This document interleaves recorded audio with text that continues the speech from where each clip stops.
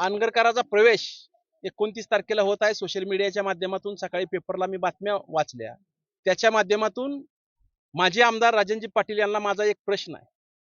आम्ही शाळेमध्ये असताना 7वी मध्ये 8वी मध्ये असताना फरक स्पष्ट करा, अशा प्रकारे आम्हाला या ठिकाणी एक प्रश्न असायचा. आणि मला आपल्या माध्यमातून अनगरकरांना या ठिकाणी विचारायचं आहे की आपण पक्षांतर करताय, आपण फरक स्पष्ट करा. ज्या पक्षामध्ये आपण होता त्या पक्षामध्ये तुम्ही 15 वर्ष आमदार होता, तुमचा मुख्यमंत्री होता, उपमुख्यमंत्री होता, परत 15 वर्षामध्ये तुमच्या विचाराचा आमदार होता, तुमचा पालकमंत्री होता, तुमचं सरकार होतं. म्हणजे मागील 30 वर्षामध्ये 25 वर्ष तुमचं सरकार होतं. त्यावेळेला तुम्हाला विकासाचं सुचलं नाही. कशामुळे तुम्ही या ठिकाणी पक्षांतर करत आहे, याचं उत्तर देखील या मोहोळ तालुक्यातली जनता मागते आहे. त्याचं उत्तर आम्हाला तुमच्या माध्यमातून या ठिकाणी पाहिजे.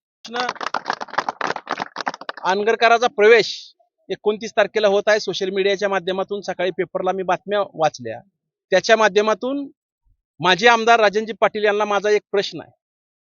आम्ही शाळेमध्ये असताना 7वी मध्ये 8वी मध्ये असताना फरक स्पष्ट करा, अशा प्रकारे आम्हाला या ठिकाणी एक प्रश्न असायचा. आणि मला आपल्या माध्यमातून अनगरकरांना या ठिकाणी विचारायचं आहे की आपण पक्षांतर करताय, आपण फरक स्पष्ट करा. ज्या पक्षामध्ये आपण होता त्या पक्षामध्ये तुम्ही 15 वर्ष आमदार होता, तुमचा मुख्यमंत्री होता, उपमुख्यमंत्री होता, परत 15 वर्षामध्ये तुमच्या विचाराचा आमदार होता, तुमचा पालकमंत्री होता, तुमचं सरकार होतं. म्हणजे मागील 30 वर्षामध्ये 25 वर्ष तुमचं सरकार होतं. त्यावेळेला तुम्हाला विकासाचं सुचलं नाही.